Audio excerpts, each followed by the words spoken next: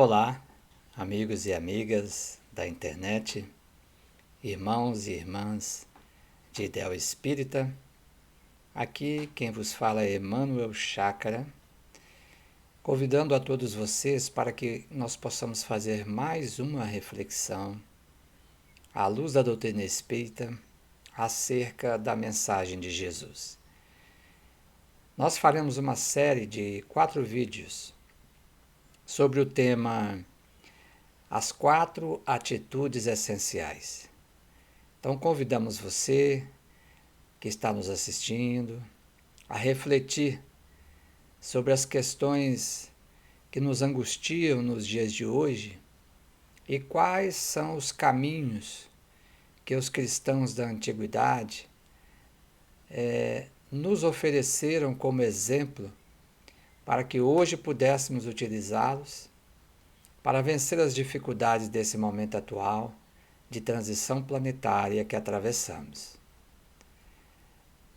O nosso tema, então, de hoje será as 4 atitudes essenciais. É uma forma de resgatar a alegria de viver no mundo, sem ser do mundo.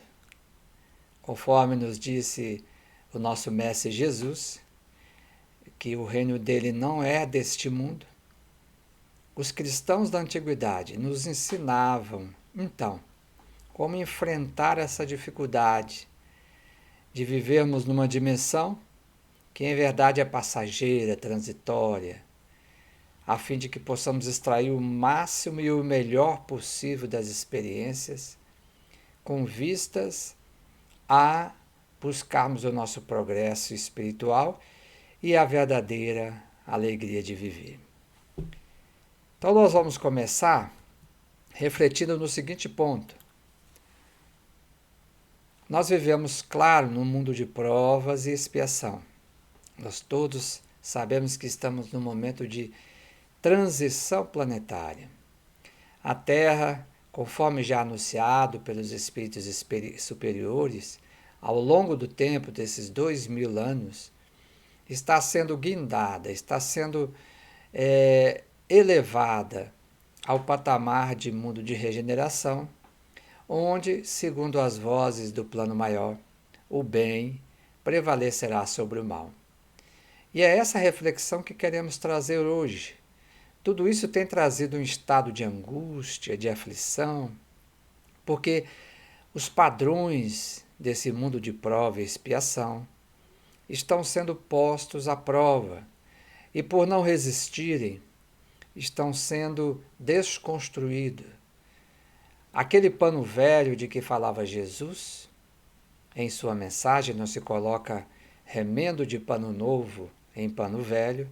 Esse pano velho é esse mundo carcomido que já não nos oferece mais possibilidades devido ao anseio, à insaciedade do homem em busca de nutrição espiritual. Nesse mundo extremamente materialista, onde só se tem olhos para as coisas de César, esquecidos que estamos das coisas de Deus, lembrando Jesus quando disse: buscai primeiro as coisas do reino de Deus, e todas as outras vos serão acrescentadas. Então, nesse momento, nós percebemos uma inversão dessa equação.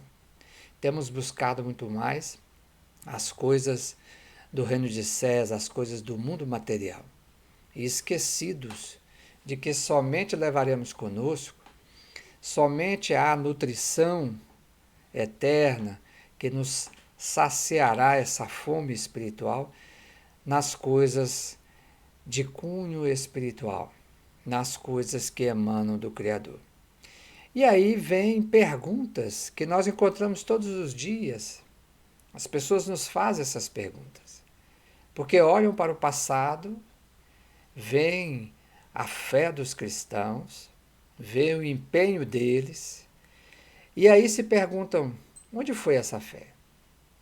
Onde está essa fé? E nós começamos a perguntar então o seguinte: extinguiu-se no coração do homem moderno a chama ardente de espiritualidade que animava os cristãos da antiguidade? Será? Outra questão. A humanidade perdeu a fé cristã dos tempos apostólicos? Será? Teria o materialismo esfriado a religiosidade dos crentes na modernidade? Será que a causa de todo esse esfriamento da fé, né? Essa desilusão com as coisas do alto, as coisas espirituais, será que isso tem causa ou como causa o materialismo? Não nos esqueçamos que Kardec disse que a proposta, a missão do Espiritismo é a destruição do materialismo, né? Que nasce inclusive na sua base do egoísmo. Será que o celeiro das extraordinárias revelações divinas, presente nos tempos do cristianismo nascente, encontra-se agora fechado para sempre? Será que a mão do Criador, através do Cristo, governador planetário da Terra, fechou aquela fonte, aquele celeiro inesgotável de revelações divinas que nós víamos nos templos apostólicos do cristianismo nascente? Aquelas manifestações como a de Pentecostes e tantas e tantas e tantas outras que lemos aí, não só no Evangelho, mas nas narrativas dos benfeitores espirituais, que nos trazem, como Emmanuel, por exemplo, no livro Paulo e Estevão, todos os bastidores do Atos dos Apóstolos. Emmanuel, Paulo e Estevão é um presente da misericórdia de Deus.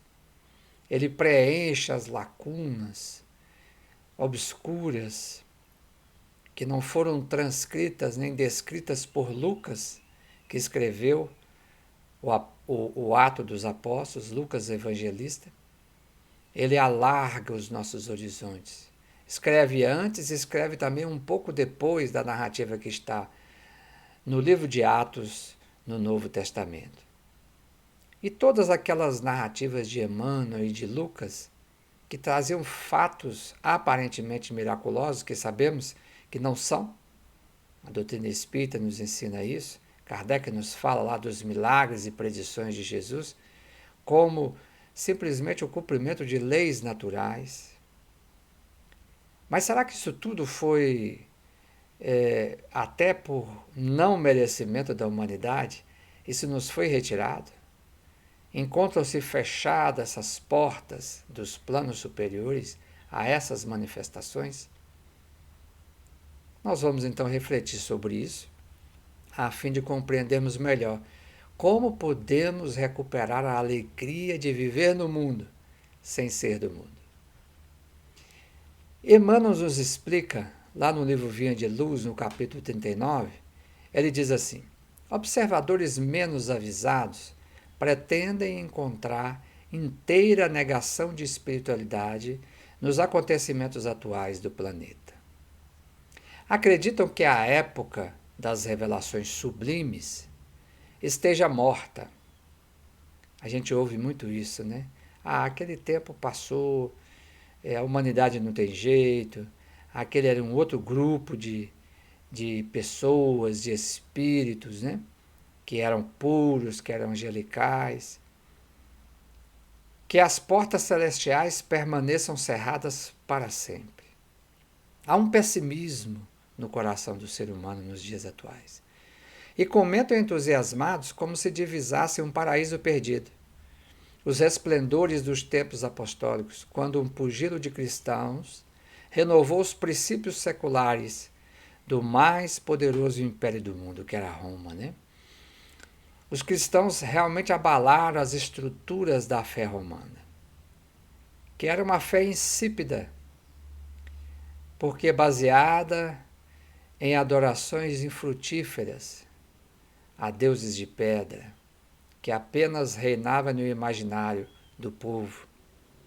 E quando os cristãos começaram a não só falar da mensagem de Jesus, mas a viver de acordo com essa mensagem, quando se viu uma sociedade escravocrata, onde quem não era romano era escravo, alguns libertos, mas por títulos e favores dos nobres romanos, e quando se dizia então que deveríamos amar o nosso inimigo, fazer bem àquele que nos quer bem, nos quer mal, orar pelos que nos perseguem e caluniam, isso tudo era algo novo para os povos da época. Então, realmente, houve uma renovação profunda. Asseveram muitos que o céu estancou a fonte das dádivas, esquecendo-se de que a generalidade dos crentes entorpeceu a capacidade de receber. Porque a graça divina, as bênçãos de Deus, elas fluem como um sol, permanentemente, em favor de todos os seres e criaturas do universo. A questão é assim, nós estamos nos colocando na posição receptiva para podermos abraçarmos, abrigarmos em nós essas bênçãos? Porque o sol eu posso tomá-lo por irradiação dentro de casa, posso tomar o raio solar mais próximo da radiação solar na varanda da minha casa, ou posso ir de peito aberto, me apresentar sob o sol, a fim de absorver os seus raios vivificantes. Prossegue Emmanuel. Onde a coragem que revestia corações humildes, à frente dos leões do circo? As criaturas não têm coragem hoje para vencer os leões dentro de si mesmo.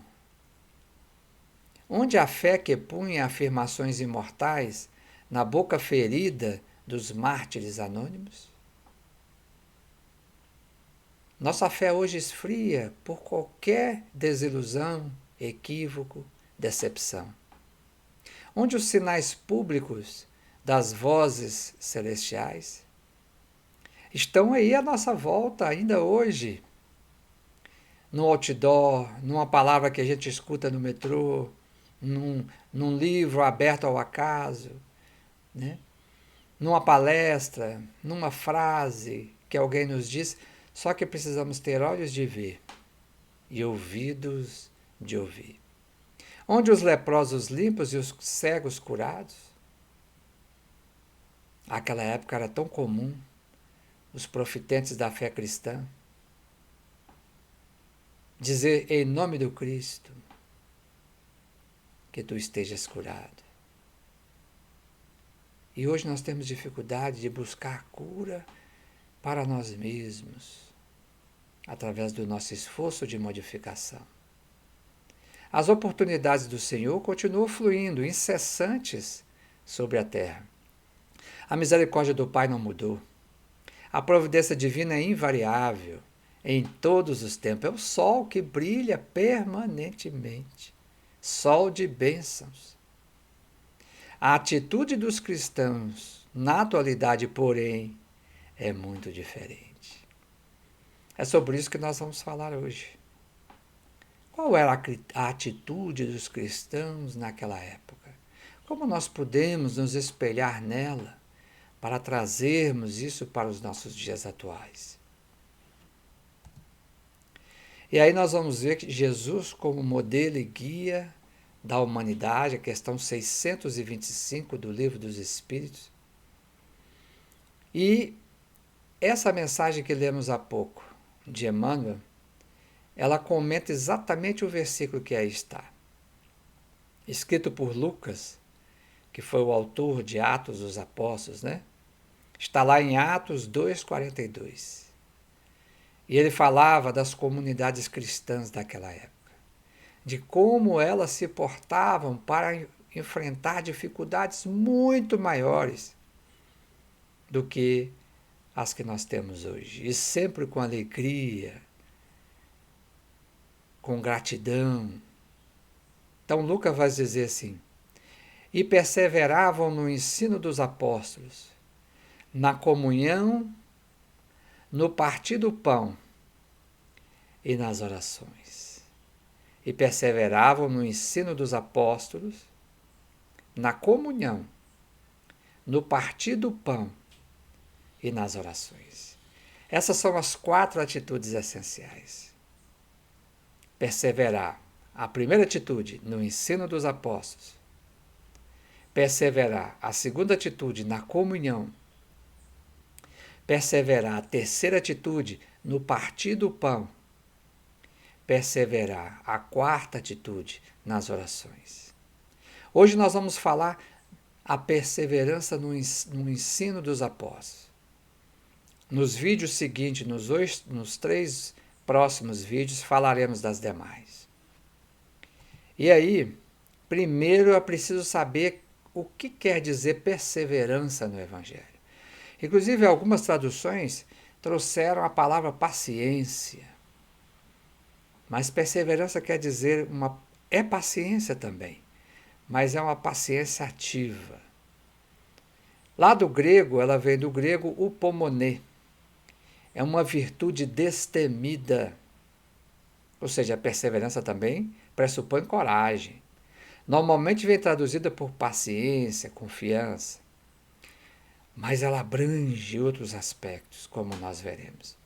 Pode ser entendida como permanecer firme sob circunstâncias difíceis, ou ainda a capacidade de suportar a batalha ou a adversidade. Isso é muito importante, essa palavra, batalha, combate.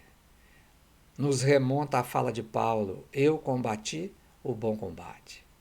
Mais do que isso, eu venci o bom combate, que é o combate interior. E para isso, eu preciso ter coragem, perseverança, firmeza, independente das dificuldades exteriores ou íntimas que eu esteja enfrentando.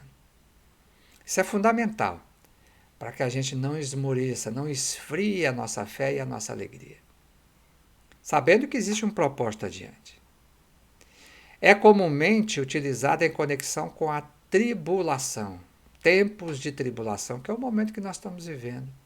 Pandemias, catástrofes naturais, desencarnes coletivos e tantas outras, revoluções sociais e tantos valores que estão sendo trabalhados por meio da triagem do joio e do trigo.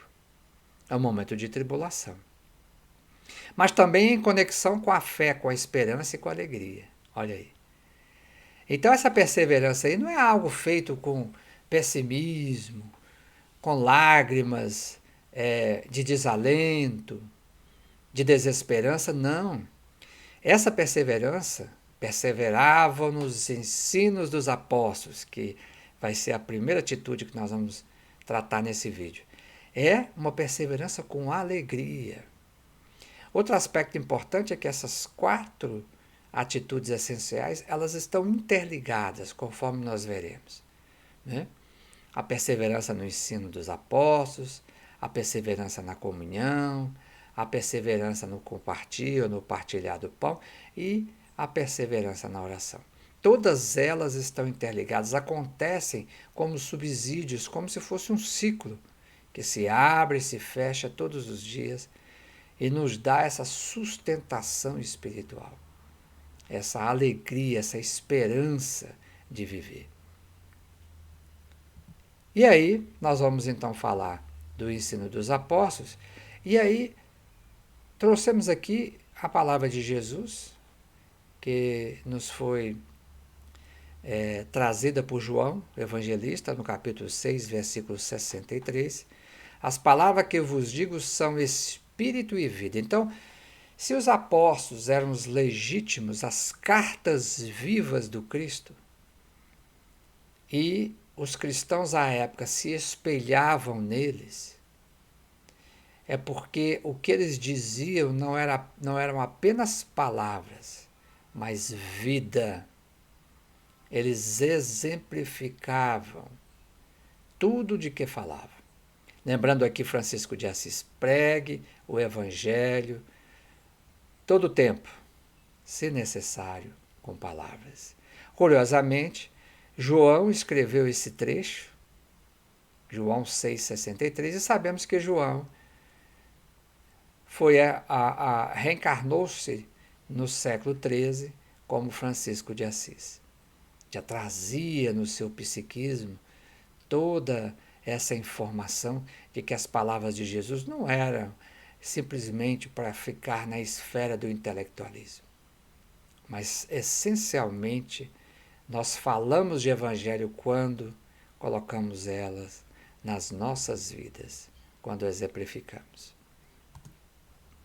Ante a palavra do Cristo, aí o Emmanuel traz essa informação para nós no livro Palavras de Vida Eterna, capítulo 118. Ele vai dizer assim: a palavra de Jesus, no entanto, transcende lavores artísticos, joias literárias, plataformas políticas, postulados filosóficos, fórmulas estanques. Isso tudo pode parecer muito bonito, né?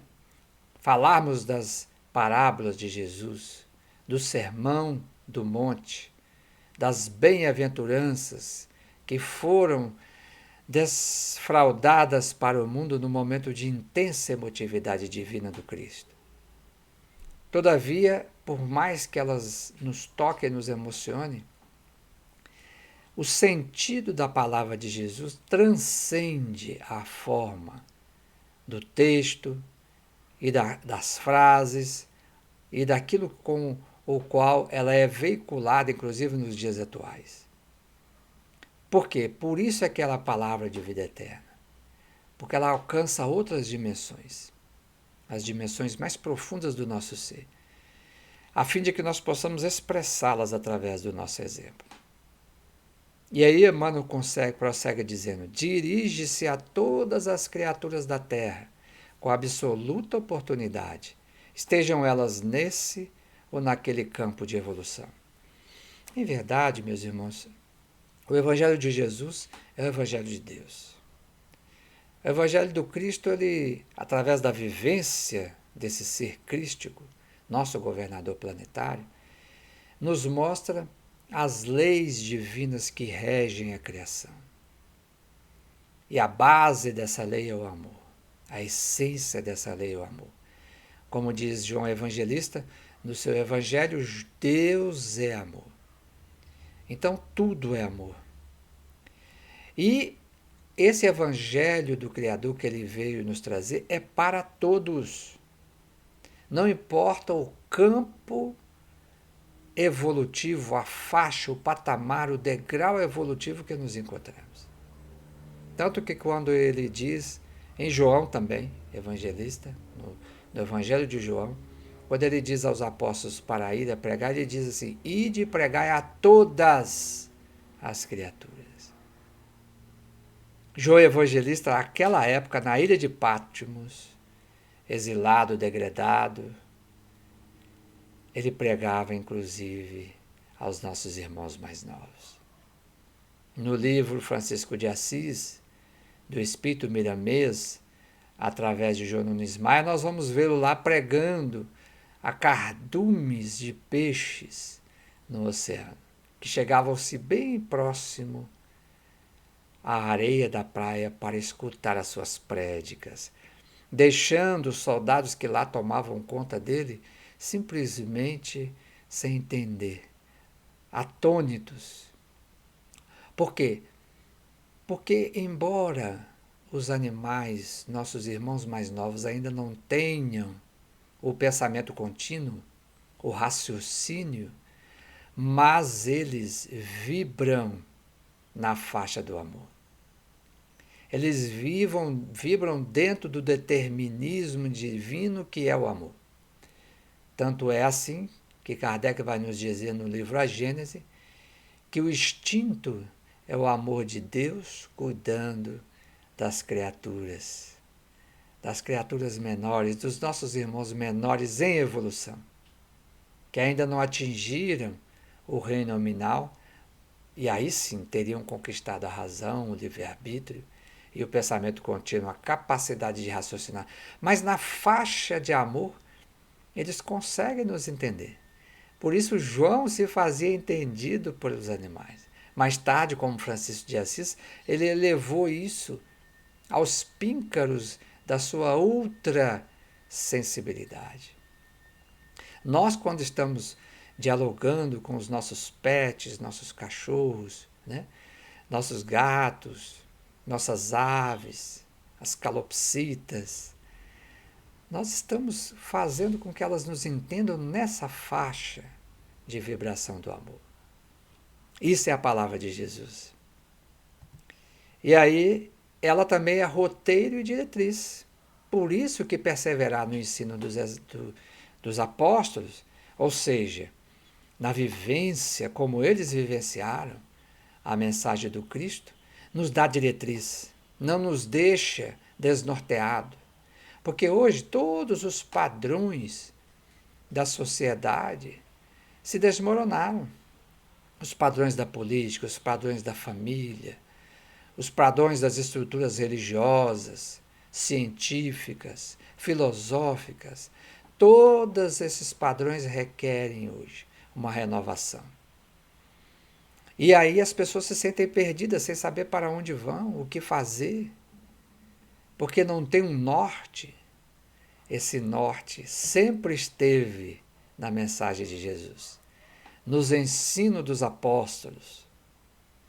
Não só os apóstolos daquela época, mas todos os que vieram após o Cristo, nos trazer, através da vivência, mostrando-nos que é possível vivermos no mundo sem ser do mundo e com alegria, e despertarmos os nossos potenciais divinos por meio dessa vivência. E o Emmanuel, no livro Palavras de Vida Eterna, ele vai dizer assim, no capítulo 118, os ensinamentos do Mestre nos princípios espíritas cristãos constituem sistema renovador, indicação de caminho, roteiro de ação, diretriz no aperfeiçoamento de cada ser. E quando nós vemos apóstolos como Kardec, vamos ler a vida de Kardec, que criatura extraordinária, que levou Humberto de Campos a chamá-lo realmente de apóstolo, apóstolo do Cristo, que de fato ele foi. Quando nós vemos Francisco Cândido Xavier, nós vemos toda a vivência desses ensinamentos do Mestre sob o enfoque espírita cristão, está na vida de Chico Xavier, em todos os momentos. Isso nos motiva, nos emociona, mas mais do que nos emocionar, nos fortalece para que a gente possa manter, perseverar. Olha aí a perseverança. 75 anos Chico Xavier teve na mediunidade. Isso é algo notável. Nunca desistiu dos obstáculos do caminho, porque tinha o roteiro e a diretriz, e sabia que se seguisse o roteiro e a diretriz do Cristo, levaria até o fim a sua tarefa, a sua missão. E nós? Será que temos atentado que esse roteiro existe? Que essa diretriz existe? Que está ao nosso alcance?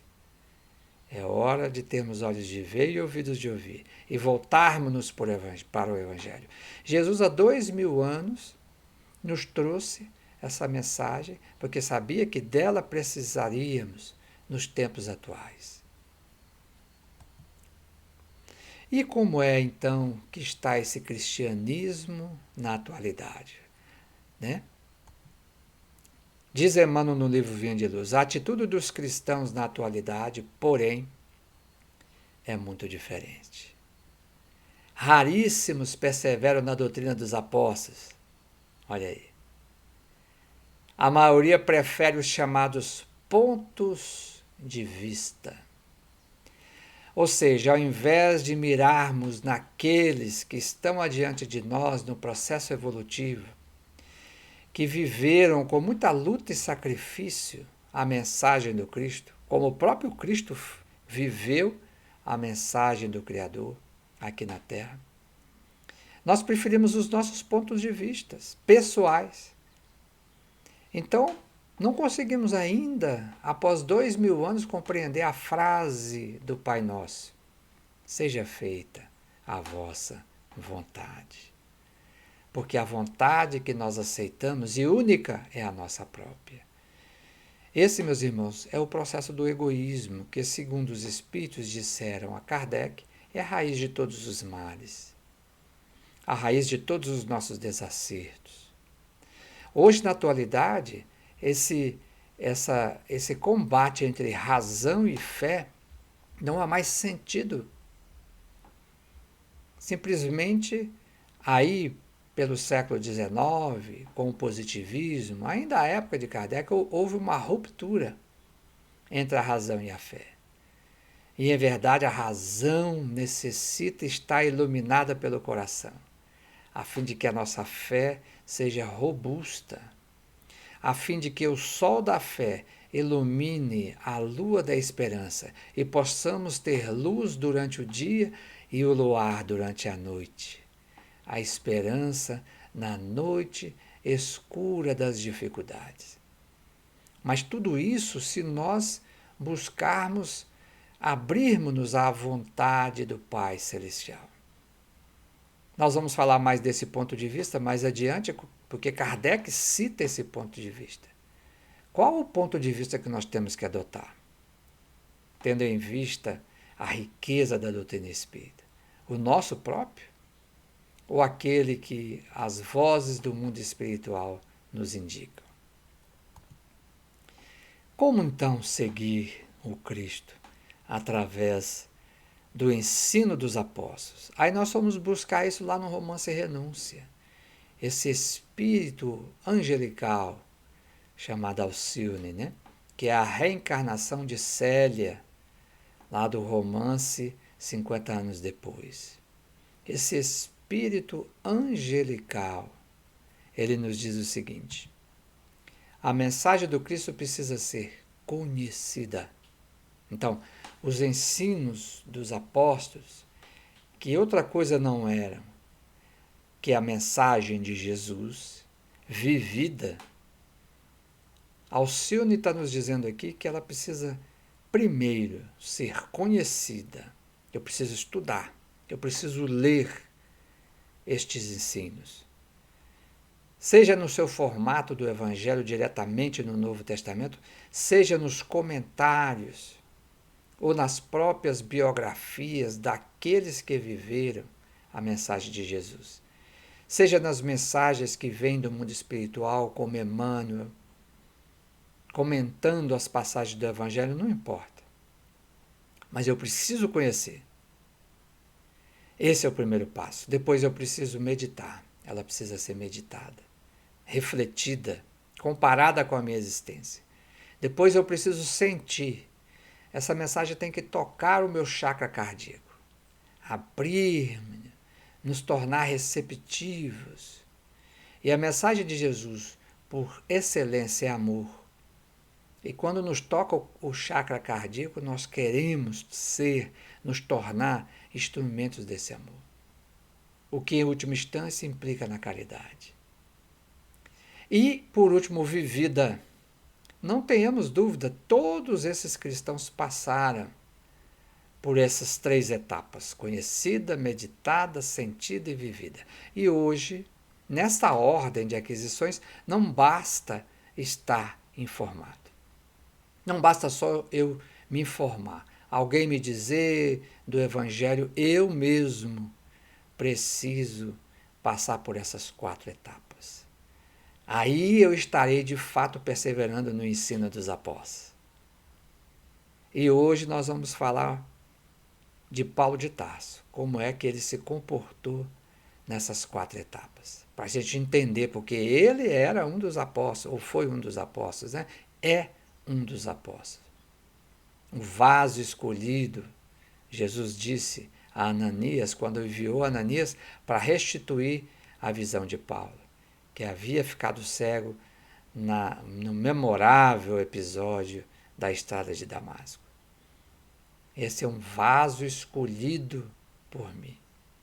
Então, um apóstolo que não encontrou o Cristo presencialmente, mas viveu toda a sua mensagem. Vamos ver então. Nós trouxemos aqui: a mensagem do Cristo deve ser conhecida. E aí fomos lá no livro Paulo e Estevão, lá no diálogo entre Gamaliel e Saulo de Tarso. Gamaliel era o preceptor de Saulo, um grande sábio, o maior expoente à época de sabedoria da civilização judaica.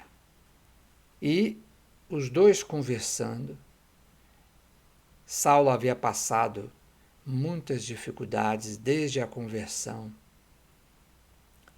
em Damasco, e ele havia, após ser restituída a sua visão por Ananias, lá mesmo em Damasco, ele passou por uma série de questões interiores, de reflexões profundas, e resolveu demandar o deserto.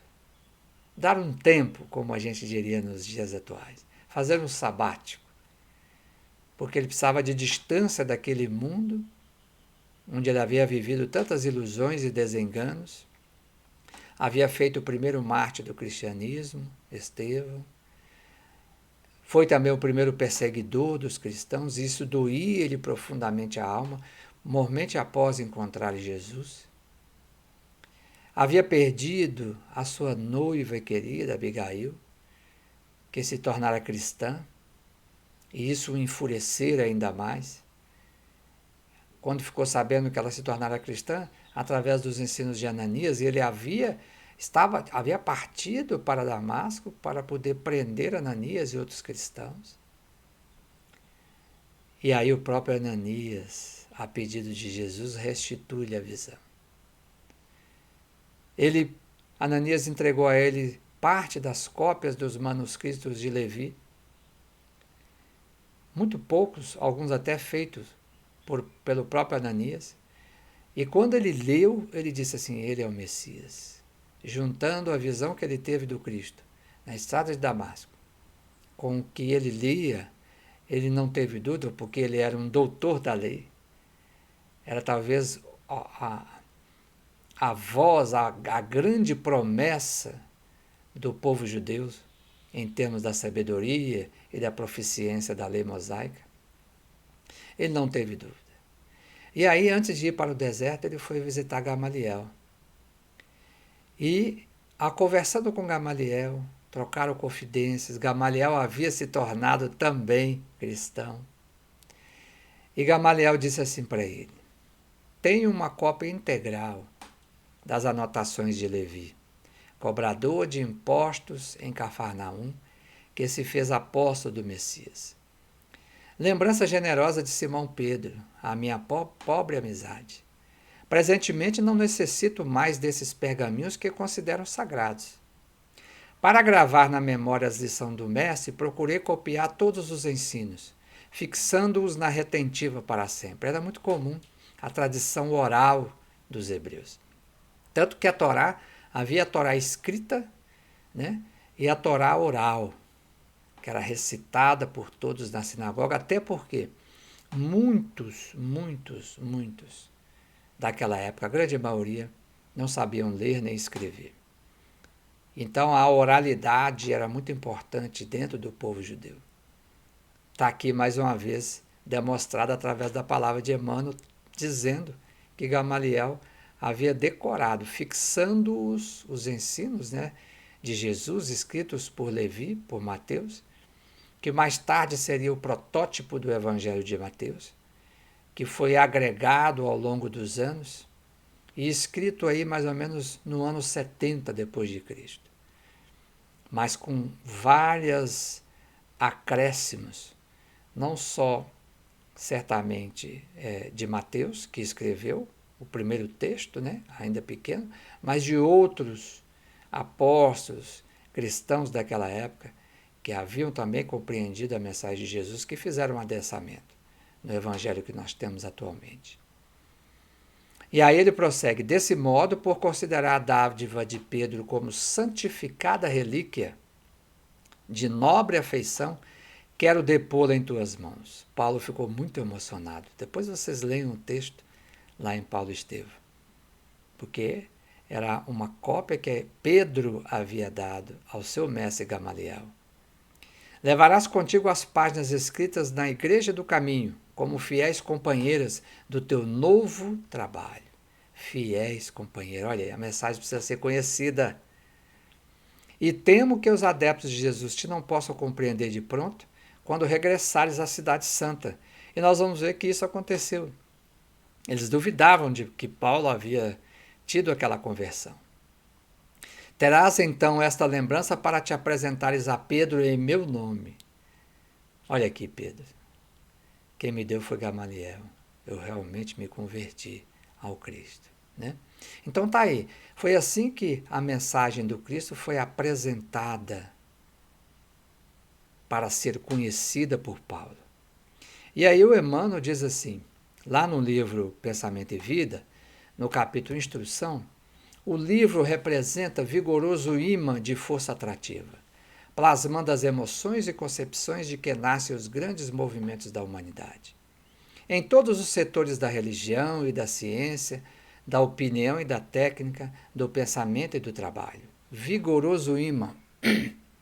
Por esse dínamo de energia criadora, encontramos os mais adiantados serviços de telementação, porquanto, a imensas distâncias no espaço e no tempo, incorporamos as ideias dos espíritos superiores que passaram por nós há séculos.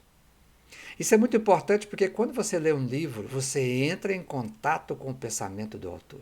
É isso que Emmanuel está querendo dizer. Se nós pegamos Paulo e Estevão e lemos, entramos em contato com o pensamento de Emmanuel e daqueles que os inspiraram para escrever o livro. E quem inspirou Emmanuel para escrever o livro foi o próprio Paulo de Tarso.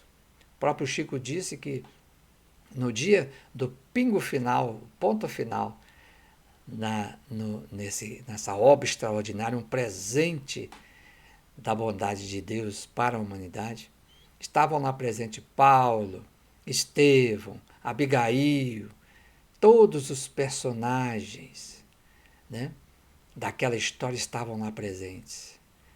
Naquele quartinho, naquele porão da Fazenda Modelo, estava essa riqueza espiritual, né? Então, temos essa consciência da importância da leitura. Agora, já imaginou a leitura da mensagem de Jesus?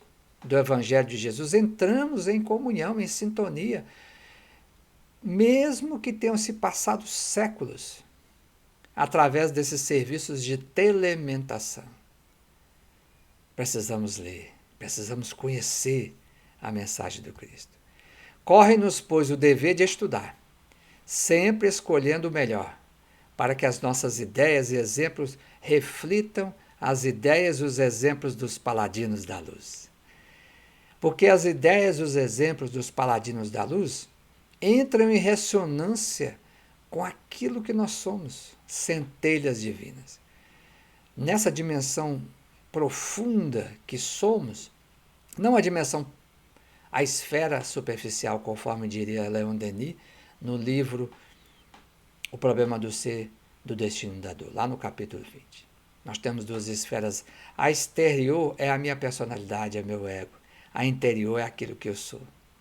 Quando a personalidade e o ego lê esses livros, entra, medita, reflete sobre essa mensagem, ela vibra e desperta, faz despertar, faz vibrar as nossas dimensões mais profundas de consciência, o ser divino que habita em nós. Isso é fundamental para que a gente possa nos movimentar em busca do nosso autoaperfeiçoamento. Então, o outro ponto, a mensagem do Cristo deve ser conhecida e depois meditada. Aí, Paulo nos diz assim, lá no romance Paulo Estevão, queria mergulhar o espírito nas suas lições iluminadas e sublimes, falando da mensagem contida no Evangelho de Levi, nas anotações de Levi, que ainda não era o Evangelho, né? Banhar-se naquele rio de vida cujas águas do amor de Jesus fecundavam os corações mais áridos e desertos. Aquela meditação profunda empolgava-lhe agora a alma toda Isso é o Emmanuel falando de Paulo lá no deserto, lendo avidamente, refletindo junto com Áquila e Prisca, refletindo sobre a mensagem de Jesus. Segue Emmanuel. Compreendendo os erros, agora é Paulo que diz, após essas reflexões, compreendendo os erros em que vivia, na minha defeituosa concepção da fé, demandei o deserto. Lá estive 3 anos, em serviço rude e longas meditações. Minha convicção não é superficial. Creio hoje que Jesus é o Salvador, o Filho do Deus vivo.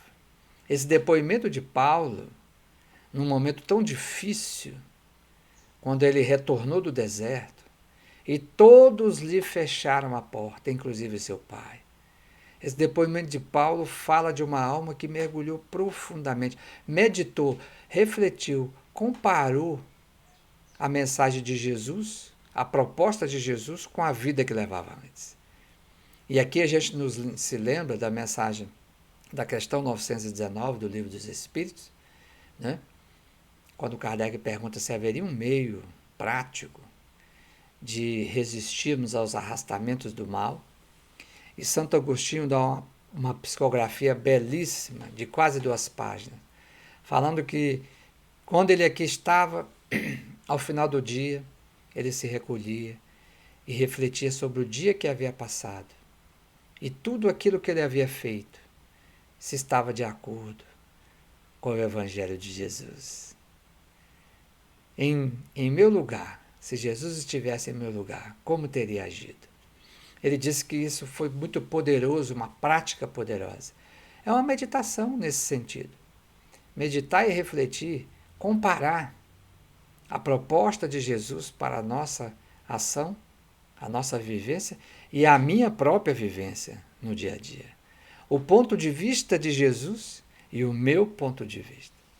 Assim, fazendo essa comparação, essa reflexão, chegaremos a conclusões como essa que Paulo chegou, nessa frase maravilhosa que extraímos do romance Paulo Estevão, escrito por Emmanuel, através de Francisco Cândido Xavier. Chegaremos a essa conclusão de que Jesus, de fato, é o Salvador, no sentido de nos oferecer a porta, como ele disse, como ele mesmo disse, para novas pastagens de nutrição espiritual, porque somos ovelhas que o Pai confiou a ele, e ele disse que nenhuma das ovelhas a ele confiada pelo Pai se perderia, mas temos que fazer a nossa parte. E aí nós vamos ver, em cima dessa meditação, a fé raciocinada. A ideia clara e precisa que se faça da vida futura proporciona inabalável fé no porvir. Fé que acarreta enormes consequências sobre a moralização dos homens, porque muda completamente o ponto de vista sobre o qual encaram eles a vida terrena. Quando os apóstolos refletiam, através da ressurreição do Cristo, de que não havia morte física, isso provocou um impacto profundo no coração daqueles homens. E nós, por isso eles se submeteram a todo tipo de circunstância, inclusive de sacrifícios da própria existência. E nós temos essa revivescência do cristianismo dentro da doutrina espírita. Se eu dissesse aqui 4 pilares, são 15 grandes pilares, né, princípios básicos da doutrina, mas eu diria 4, já seria suficiente para transformarmos-nos completamente na forma de sentir, pensar e perceber a vida. A reencarnação, a lei de causa e efeito, a imortalidade da alma e a vida futura. Quando nós vivemos sobre essa ótica, entendemos que essa vida aqui é um hiato efêmero, passageiro, tudo se transforma dentro de nós. Tudo se modifica. E aí, Kardec diz assim, as vicissitudes e tribulações dessa vida não passam de acidentes, que ele suporta com paciência, por sabê-las de curta duração, devendo seguir-se-lhes um estado mais ditoso. Não é isso que nós estamos passando agora? Um momento de transição com muita tribulação, com muita vicissitude, com muitas dificuldades, mas sabemos que se transitarmos com equilíbrio, com harmonia, com discernimento, sob esse ponto de vista, o que vai suceder depois é a entrada no mundo de regeneração.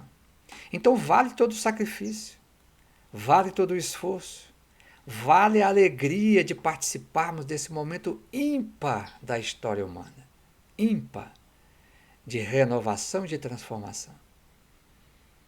Porque sabemos que no mundo de regeneração, segundo as vozes do mundo maior, só ficarão aqueles que estejam coadunados com a proposta do bem. Por quê? Porque o bem prevalecerá finalmente sobre o mal. O bem, que é o afastamento da lei de Deus, prevalecerá porque nós nos regozijaremos em fazer a vontade do Altíssimo. Já não será mais o nosso ponto de vista, mas será o ponto de vista das vozes do mundo espiritual, capitaneadas por Jesus, a nos convidar ao nosso propósito maior, que é o serviço e o amor ao próximo. Porque existe uma lei de cooperação, e somente a solidariedade e a fraternidade nos levará a essa felicidade de vivermos no mundo, mesmo não sendo do mundo. E aí, a mensagem do Cristo deve ser sentida. Então, conhecida, eu conheci, meditei, refleti essa mensagem em relação à minha própria existência. Agora eu preciso deixar que ela saia daqui e desça até o coração. Essa mensagem precisa me tocar. E aí nós vamos ver novamente Paulo na segunda parte, no capítulo 2 do livro Paulo e Estevão. A solidão, as disciplinas austeras, o tear laborioso, lhe haviam enriquecido a alma de luz e serenidade. Os olhos calmos e profundos atestavam os novos valores do Espírito. Entendera finalmente aquela paz desconhecida que Jesus desejara aos discípulos. Sabia agora interpretar a dedicação de Pedro, a tranquilidade de Estevão, no instante da morte ignominiosa, o fervor de Abigail, as virtudes morais dos frequentadores do caminho, que perseguiram em Jerusalém, porque ele não entendia aquilo.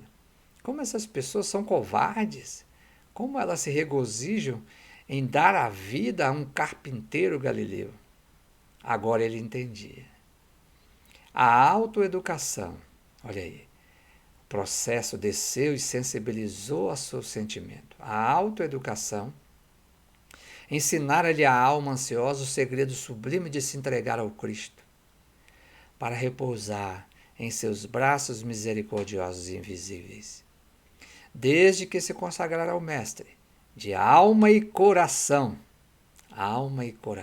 sentimento, os remorsos, por ter sido perseguidor dos cristãos e provocado o seu primeiro mártir, as dores, as dificuldades como que se afastaram do seu espírito, recebia todo o trabalho como um bem, toda a necessidade como elemento de ensino.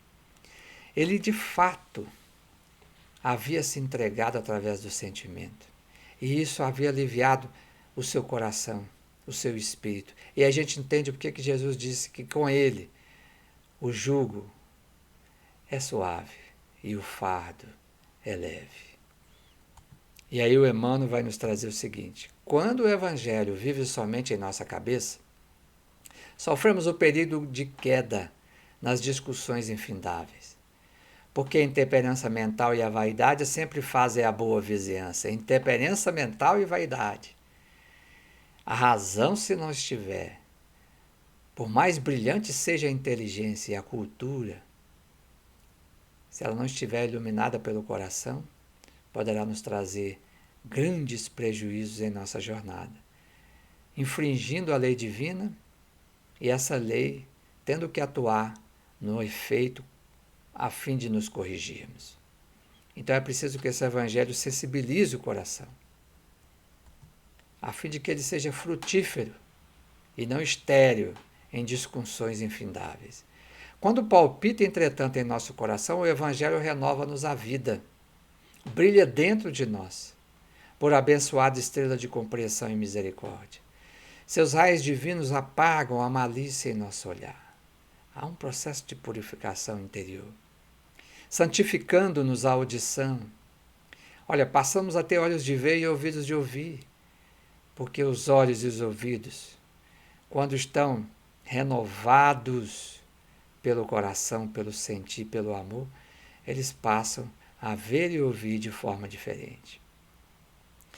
E sublimando-nos os impulsos, intenções e motivos, elevam nossos sentimentos para o céu, projetando-os simultaneamente na terra, através de nossos braços, em obras genuínas de amor, fraternidade e sabedoria. Que maravilha! Ou seja, depois de percorrer esse caminho, o ensino dos apóstolos, que são os ensinos de Jesus, tornado realidade, depois de percorrer o caminho de conhecer, de meditar e de sentir, isso vem para os nossos braços, que é o próximo passo, que é exatamente a mensagem a ser vivida, em obras genuínas de amor, fraternidade e sabedoria. Vamos ver? Essa mensagem está no livro de Emmanuel, né? Perante Jesus, capítulo 17, Evangelho no Coração. Aí a mensagem do Cristo está pronta, meus irmãos, para ser vivida. E vamos ver aqui, Emmanuel nos traz lá Paulo, novamente, na segunda parte, capítulo 7. Ele vai fazer um depoimento comovente de como ele viveu essa mensagem. Ele vai dizer assim: tornei-me odiado de todos, até que o Senhor se compadecesse de minha situação miserável, chamando-me às portas de Damasco. Então estabeleceu-se um abismo entre minha alma e o passado, a famosa conversão. Abandonado pelos amigos da infância, tive de procurar o deserto e recomeçar a vida. Era o momento, ele conheceu a mensagem, era o momento de meditar sobre a mensagem. Da tribuna do Sinédrio, regressei ao tear pesado e rústico, ele era tecelão. Os judeus eram muito sábios, ensinavam aos filhos profissões, para que nos momentos difíceis não lhes faltasse a condição de manter a própria sobrevivência. E Paulo era versado na tecelagem. Quando voltei a Jerusalém, o judaísmo considerou-me doente e mentiroso. Ele sofreu muito. Em Tarso, experimentei o abandono dos parentes mais caros. O pai lhe fechou a porta. Em seguida, recomecei em Antioquia a tarefa que me conduzia ao serviço de Deus. Desde então, trabalhei sem descanso. Olha a mensagem sendo vivida. Porque muitos séculos de serviço não daria para pagar quanto devo ao cristianismo. É gratidão. Quando percorre esse ensino de Jesus, percorre o conhecimento, a meditação e o sentir, nós vivemos a mensagem por gratidão a Deus, por ter nos aberto os nossos olhos, termos deixado ver a luz, termos retirado do lodo, do pântano, da nossa própria ignorância. E saí às pregações. Peregrinei por diversas cidades. Visitei centenas de aldeias. Mas de nenhum lugar me retirei sem luta áspera, porque o mundo não vai nos entender. E a multidão exterior, que não nos entende, há uma rivalidade dessa multidão com a multidão interior, que há ainda o homem velho que precisa ser transformado. Como o próprio Paulo nos disse, no homem novo em Cristo. Sempre saí pela porta do cárcere, pelo apedrejamento, pelos golpes do açoite. Olha a perseverança, por isso que é perseverança no ensino dos apóstolos. Nas viagens por mar, já experimentei o naufrágio. Mais de uma vez. Nem mesmo no bojo estreito de uma embarcação tenho podido evitar a luta. Se nós compreendermos que o nosso corpo é uma embarcação e que o Espírito é o timoneiro e que as águas bravias, indômitas, tempestuosas, muitas vezes, são as experiências da vida, nós fazemos uma grande comparação do que nos acontece se guardamos o Cristo em nossas atitudes, em nossos pensamentos, em nossos sentimentos. Ele é a bússola que nos guia para que possamos atracar num porto seguro e não sucumbirmos às dificuldades que se encontram, ao peso que se encontra dentro de nós mesmos. Mas Jesus tem me ensinado a sabedoria da paz interior, em perfeita comunhão de seu amor. Isso é maravilhoso, meus irmãos. Nesse momento difícil que atravessamos, só o Cristo pode nos devolver o equilíbrio, a harmonia, a quietude, a fim de que nós possamos nos conduzir da melhor forma possível nos momentos mais difíceis da nossa jornada. E aí nós vamos ver aqui o Emmanuel no livro Vinha de Luz, no capítulo 8, chamado Marcas. Ele diz assim: desde agora ninguém me moleste, porque trago no meu corpo as marcas do Senhor Jesus. Palavras de Paulo aos Gálatas 6,17. As famosas marcas do Cristo. E aí ele diz assim: todas as realizações humanas possuem marca própria. Jesus possui igualmente os sinais dele. As marcas do Cristo não são apenas as da cruz, porque a gente fica achando que a gente tem que sofrer o processo de crucificação do ego, sim, né? Essa é uma grande crucificação, uma grande marca que devemos trazer em nós, crucificação do ego, do egoísmo em nós. Mas também a de sua atividade na experiência comum. Porque as grandes marcas, assim como um combatente vai à guerra, esse é um grande combate, é o bom combate. E nós vamos trazer essas marcas da experiência comum. Porque essas marcas elas advêm da nossa perseverança, além de toda a dificuldade encontrada, de viver a mensagem de Jesus, de sermos fiéis. Esse é o sentido da fé, que vem de fides, fidelidade à mensagem do Mestre. Em cada situação, o homem pode revelar uma demonstração do Divino Mestre.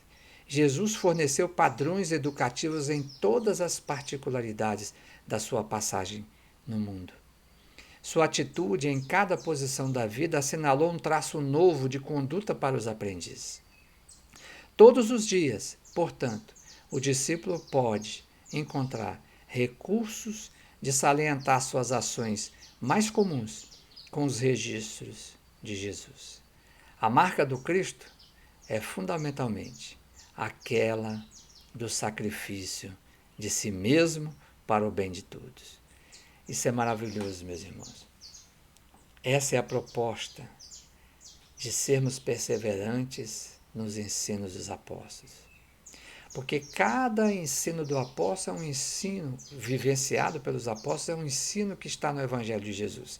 E lá nós temos recurso para qualquer situação da nossa vida. Novos padrões educativos para a humanidade. Traço novo de conduta para os aprendizes que somos nós. Todos os dias nós vamos encontrar esses recursos lá. Nas nossas circunstâncias mais comuns da vida, temos lá um roteiro, uma diretriz que podemos seguir com sucesso. Então, a maior marca que nós podemos ter em nós, do Cristo, já que hoje já não existe mais açoites, pedradas, circo romano, é aquela do sacrifício de si mesmo para o bem de todos. Que seja feita a vossa vontade, Senhor, e não a nossa. Isso é muito maravilhoso. Finalizando, o apóstolo é educador por excelência. Nele reside a improvisação de trabalho e o sacrifício de si mesmo, para que a mente dos discípulos se transforme e se ilumine rumo à esfera superior. Por isso, seguir os seus ensinos. Eles são os condutores do Espírito. Em todas as grandes causas da humanidade, são instituições vivas do exemplo revelador, respirando no mundo das causas e dos efeitos, oferecendo em si mesmo a essência do que ensinam, a verdade que demonstram e a claridade que acendem ao redor dos outros. Então, meus amigos, se nós seguirmos essa mensagem de Jesus, conforme nos foi colocada por Emmanuel aqui agora, conforme nos foi dita através da inspiração nos exemplos dos apóstolos, nós conseguiremos vencer todas as nossas dificuldades, reavivarmos o nosso espírito, revivificarmos a nossa alegria. Temos um novo tônus no nosso otimismo, na nossa esperança. Era essa a mensagem do vídeo de hoje. Nós aguardamos todos vocês para o nosso próximo vídeo, quando falaremos da comunhão. Que a paz de Jesus possa estar no coração de todos, que todos possam estar envolvidos pelo amor do Cristo. Muita paz, saúde e alegria a todos.